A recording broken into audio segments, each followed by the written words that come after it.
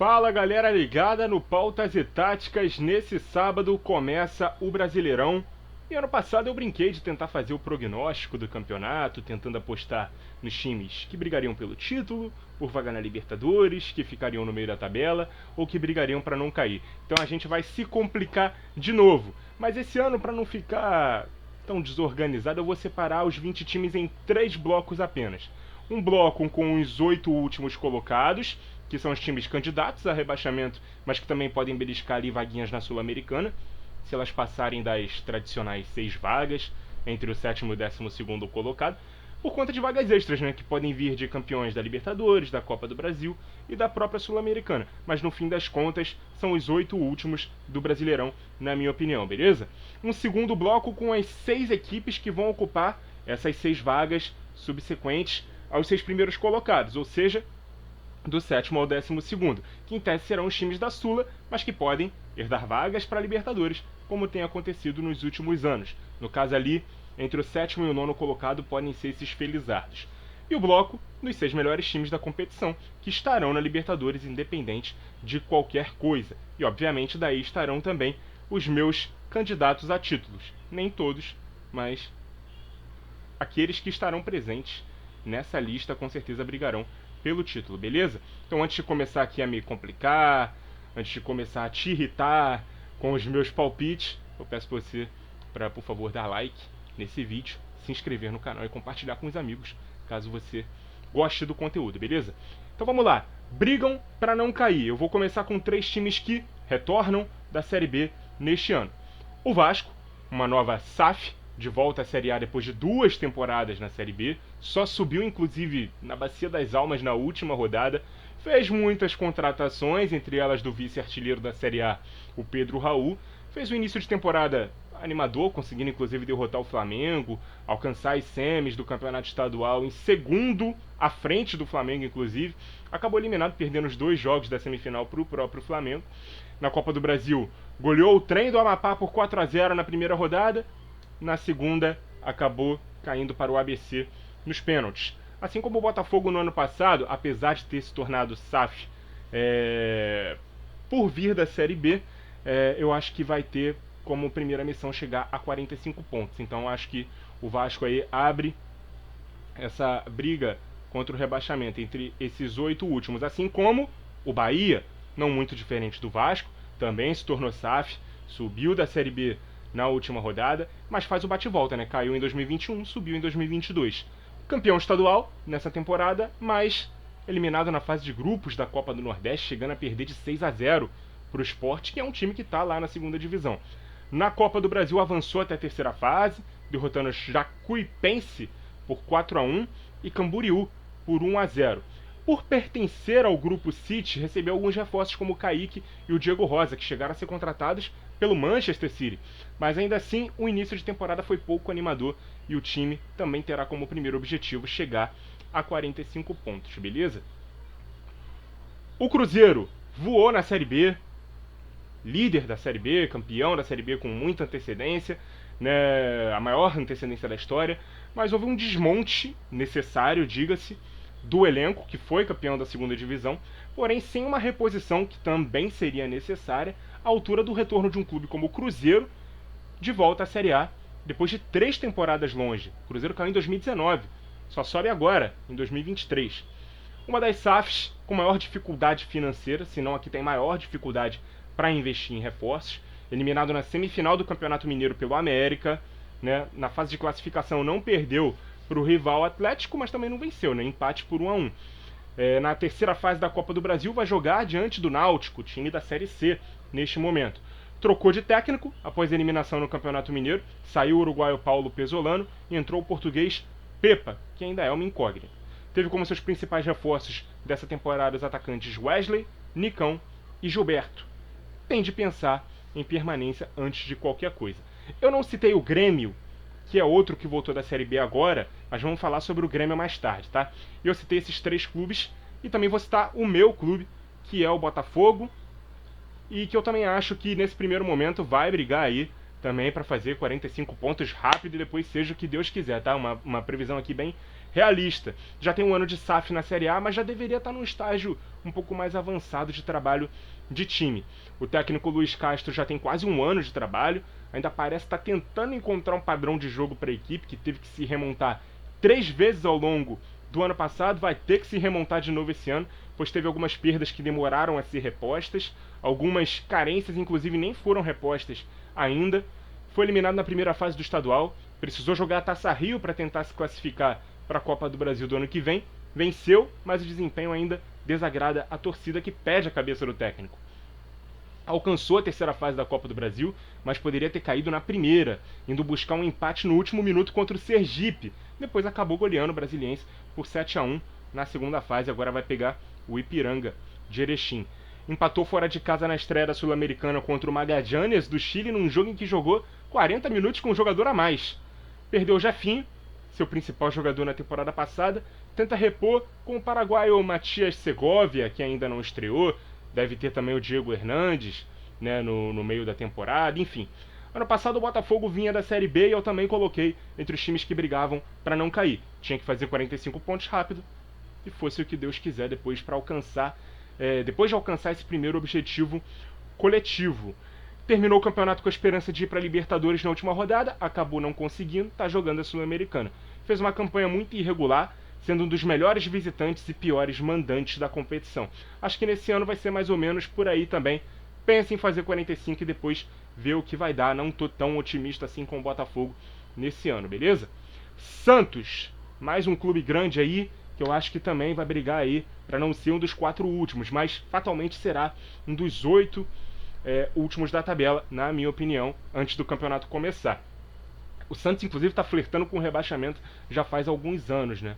Pela terceira temporada consecutiva não alcançou as quartas de final do Campeonato Paulista, chegou à terceira fase da Copa do Brasil, eliminando Ceilândia por 1-0 e Iguatu por 3-0, não trouxe grandes reforços até aqui na temporada, não tem grande força financeira para vislumbrar que esses reforços vão vir e tenta segurar seus garotos da base, né, que são alvo no mercado. O Ângelo já esteve na mira do Flamengo, o Marcos Leonardo é muito visado por clubes europeus.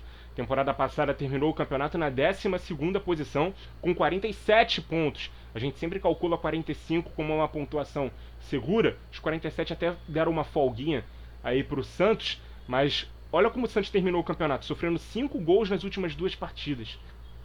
Muito preocupante a projeção do Santos para essa temporada, mais uma vez. Agora eu quero citar o Cuiabá. É um clube que desde que subiu para a Série A, a gente coloca como candidato a cair novamente para a Série B, por ser de um centro menos tradicional, portanto não ter investimentos muito altos. Foi campeão estadual, foi até a semifinal da Copa Verde, eliminado pelo Goiás, vencendo um jogo e perdendo outro. Foi o único clube da Série A a ser eliminado na primeira fase da Copa do Brasil, tendo caído para o São Raimundo por 4-3. Em condições normais, o Campeonato Brasileiro para o Cuiabá, com todo respeito a esse clube que é jovem, fundado em 2001, portanto tem pouco mais de 20 anos de existência, é mesmo para brigar por permanência na primeira divisão. O outro time do centro-oeste da competição, o Goiás, é outro também que briga para não cair, na minha opinião, né? Perdeu seu artilheiro Pedro Raul para o Vasco, como a gente já disse, não teve grandes reposições, tá sim na final da Copa Verde, vai encarar o Paysandu, foi vice no estadual, perdeu o primeiro jogo da final para o Atlético Goianiense por 2-0, venceu o segundo por 3-1, acabou sendo derrotado nos pênaltis por 5-4. Empatou com o Santa Fé em casa na estreia da Sul-Americana. Eu não vislumbro grandes expectativas para o Goiás no Campeonato Brasileiro nesse ano, beleza? E o Coritiba fecha aí essa lista dos 8 últimos, né? O Coxa, que decepcionou muito no seu campeonato estadual, terminou a fase de classificação em terceiro lugar atrás do Operário, eliminado nas quartas de final para o Cascavel. Na Copa do Brasil passou pelo Maitá na primeira rodada por 3-0, precisou dos pênaltis para eliminar o Criciúma na terceira rodada. Vai enfrentar o Sport na terceira fase da Copa do Brasil. Na minha opinião, pela temporada que faz, o Sport mesmo na Série B é favorito para passar de fase. O Coxa não entra em campo por um jogo oficial desde o dia 14 de março, na verdade eu estou gravando aqui no dia 13 de abril, entrou em campo ontem por esse jogo de ida da Copa do Brasil e empatou com o Sport, inclusive, por 3-3. Mas também não fez grandes contratações no ano. Então, para mim, o Coritiba também é candidato a brigar para não cair de novo, assim como no ano passado, quando terminou em 15º lugar com 42 pontos. se salvou com menos de 45. Então liga o sinal de alerta aí, o Coritiba, beleza? Então daqui a pouco eu vou repassar quais são os times, mas o bloco dos 8 últimos são essas equipes que eu acabei de citar. Agora, entre o 7º e 12º lugares, lembrando que eu não dei uma ordem, tá? Eu só falei aleatoriamente quais são os clubes. Do 7º até o 12º também não vou dar uma ordem. Vou abrir falando sobre o Internacional. Não conseguiu avançar a final do Campeonato Gaúcho. Foi vice-líder na fase de classificação, tendo perdido o clássico para o Grêmio. Apesar de ser o atual vice-campeão brasileiro, não trouxe grandes reforços. O trabalho do Mano Menezes foi surpreendente no ano passado, é questionado na atual temporada pela sua torcida. Empatou na estreia da Libertadores. Não trouxe grandes reforços além do lateral Mário Fernandes e do volante Charles Arangues. Bem pouco, né? Para um time que foi vice-campeão. Não vejo esses reforços como um salto de qualidade, um passo à frente, que mantenham o Internacional ali na briga por títulos nesse ano. Pode beliscar uma vaga na Libertadores caso o G6 se estenda para um G7, G8 ou G9. É um dos clubes que tem aí essa perspectiva. Assim como o Corinthians, eliminado pelo Ituano nas quartas de final do Campeonato Paulista, decidiu apostar no jovem técnico Fernando Lázaro para substituir o Vitor Pereira. Não trouxe grandes reforços para a temporada até o momento. Fez boa estreia na Libertadores, vencendo o Liverpool do Uruguai fora de casa. Também pode ser que belisque uma possível vaga extra na Libertadores do ano que vem. São Paulo também não chegou às semis do Paulistão, né? Foi eliminado nas quartas de final para o Água Santa, que foi finalista. Trouxe muitos reforços em quantidade no início do ano, o que denota que tinha muita coisa para mudar em relação ao ano passado, mas nenhum reforço muito empolgante para o torcedor. Teve saídas significativas em relação ao time do ano passado, que foi vice-campeão da Sul-Americana, como o Gabriel Sara, o Patrick e o Miranda, que se aposentou. Apesar de não estar na Libertadores, estreou na Copa do Brasil apenas na terceira fase. Fez uma boa estreia na Sul-Americana, vencendo por 2-0 o Tigre da Argentina com 2 gols do Erisson. Minha perspectiva do São Paulo não é de brigar lá em cima, mas também não é tanto de brigar lá embaixo, é numa zona ali intermediária. Fortaleza não conseguiu se classificar para a fase de grupos da Libertadores, tendo sido eliminado na terceira fase, perdendo os 2 jogos para o Cerro Porteño. Perdeu 3 clássicos para o Ceará no ano, inclusive o que o eliminou na semifinal da Copa do Nordeste, mas foi campeão estadual pela 5ª vez sobre o próprio Ceará, vencendo o primeiro jogo e empatando o segundo. Não trouxe grandes reforços, mas manteve a base do elenco do ano passado, que saiu de uma campanha péssima no primeiro turno para a classificação para a pré-Libertadores. Principalmente manteve seu técnico Juan Pablo Vojvoda, que é um dos trabalhos mais longos e satisfatórios do futebol brasileiro nos últimos anos. América Mineiro, finalista do Campeonato Mineiro, eliminando o Cruzeiro na semifinal. Está na terceira fase da Copa do Brasil depois de eliminar o Tocantinópolis com um empate fora de casa e o Santa Cruz com uma vitória de 1-0. Vai pegar o Nova Iguaçu do Rio de Janeiro. Estreou muito bem na Sul-Americana, goleando o Peñarol por 4-1. Manteve o bom trabalho do técnico Wagner Mancini e uma boa base de elenco, que quase se classificou para sua segunda Libertadores seguida no ano passado. E o Bragantino, fechando aí essa lista intermediária, chegou até as semis do Campeonato Paulista, mas foi eliminado pelo Água Santa nas semifinais. Foi eliminado pelo Ipiranga na segunda fase da Copa do Brasil. Estreou na Sul-Americana derrotando o Taquari fora de casa por 4-1. Perdeu o técnico Maurício Barbieri para o Vasco e seu principal jogador, o Arthur, acabou indo para o Palmeiras. Flerta mais com uma zona de limbo e classificação para a próxima Sul-Americana do que com uma proximidade do G6. Eu não acredito que o Bragantino vá brigar para não cair, mas também não tenho expectativas tão altas assim para a equipe da Red Bull. Agora os 6 primeiros colocados, os que eu acredito que serão os 6 primeiros, beleza? Vou começar abrindo com o Palmeiras, que é o atual campeão, venceu a Supercopa do Brasil sobre o Flamengo, o único grande a chegar entre os semifinalistas do estadual, campeão estadual, primeira derrota na temporada no jogo de ida da final do Campeonato Paulista para o Água Santa, demorou a se reforçar, né, depois de perder 2 titulares importantes, usando reservas, perdeu na estreia da Libertadores, priorizando a final do estadual, e foi campeão revertendo um 2-1 na ida para um 4-0 na volta. Ainda acho que o trabalho do Abel é muito bom, é o melhor entre todos do Brasil. Palmeiras tem um elenco muito forte, se reforçar adequadamente, vai manter o Palmeiras na briga pelo título. Mal ou bem, o Flamengo também tem um dos melhores elencos do Brasil, se não for o melhor.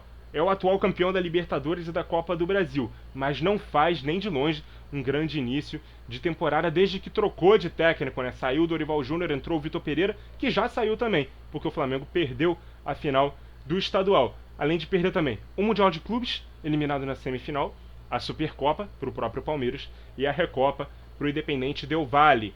Derrotado na estreia da Libertadores, a exemplo do Palmeiras, porque priorizou a final do estadual. E essa final ele perdeu de forma incrível, né? Venceu a ida por 2-0, perdeu a volta por 4-1 para o Fluminense. Foi o estopim, a gota d'água para o Vitor Pereira não ter continuidade no seu trabalho. Ainda assim, eu acredito que o Flamengo vai beliscar ali uma das 6 primeiras posições. Assim como o Atlético Mineiro, outro dos melhores elencos do Brasil, passou pela pré-Libertadores com dificuldades nos jogos fora de casa, mas com autoridade quando teve o mando de campo. Trouxe pelo menos um grande reforço, o Paulinho, mas parece que o técnico Eduardo Cudê não está muito satisfeito, chegou a colocar o cargo à disposição, mas garantiu que vai ficar, pelo menos num primeiro momento. A sua ideia de jogo está muito bem implementada, né, no seu costumeiro 4-1, 3-2, perdeu em casa na estreia da Libertadores, também foi campeão estadual, vencendo o América nos 2 jogos, 3-2 e 2-0. Atlético Paranaense, é mais uma temporada que eu vislumbro boas expectativas para o Furacão, atual vice-campeão da Libertadores, já uma força consolidada no futebol brasileiro, manteve a base de elenco da temporada anterior, apesar da aposentadoria do Filipão e a aposta no técnico Paulo Turra, empatou na estreia da Libertadores, mas foi campeão estadual, vencendo a ida por 2-1, empatando a volta por 0-0.